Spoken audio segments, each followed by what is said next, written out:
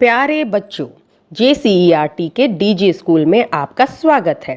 इस वीडियो में हम विज्ञान की बातें कक्षा 7 पाठ 5 रेसे से वस्त्र पढ़ेंगे। यह पाठ का दूसरा एपिसोड है।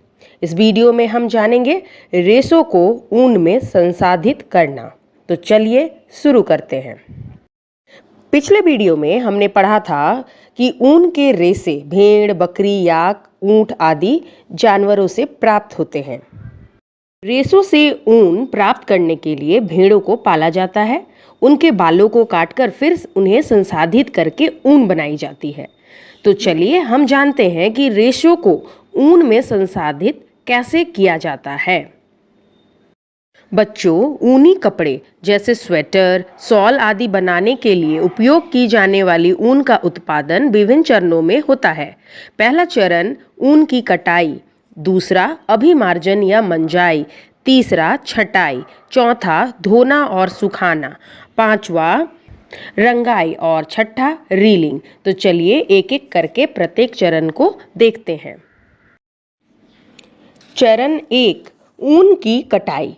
बच्चों, भेड़ के बालों को त्वचा की पतली परत के साथ शरीर से उतार लिया जाता है। यह प्रक्रिया ऊन की कटाई या शेयरिंग कहलाती है।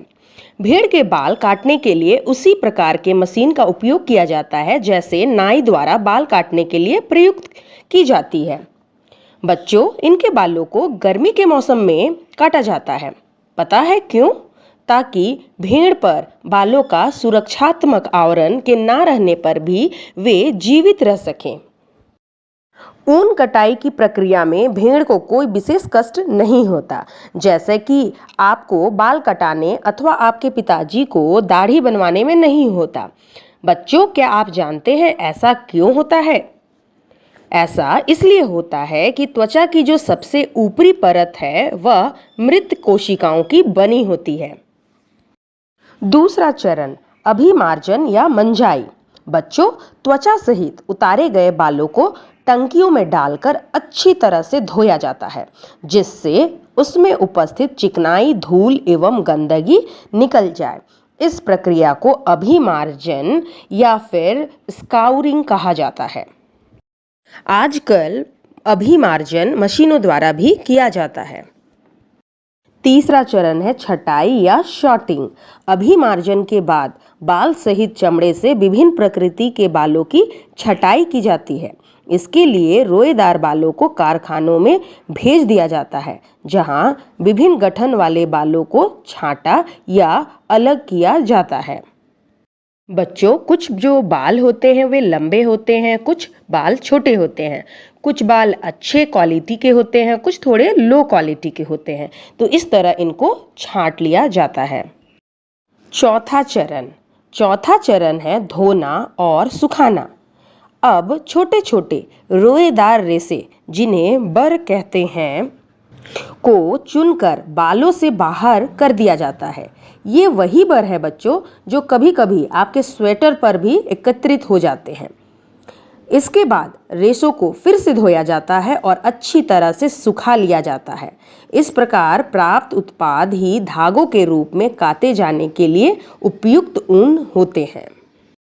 पांचवा चरण है रंगाई। जैसा कि आपको पता है कि भेड़ों और बकरियों से जो ऊन प्राप्त होता है वह उजला, काला या भूरा रंग का होता है।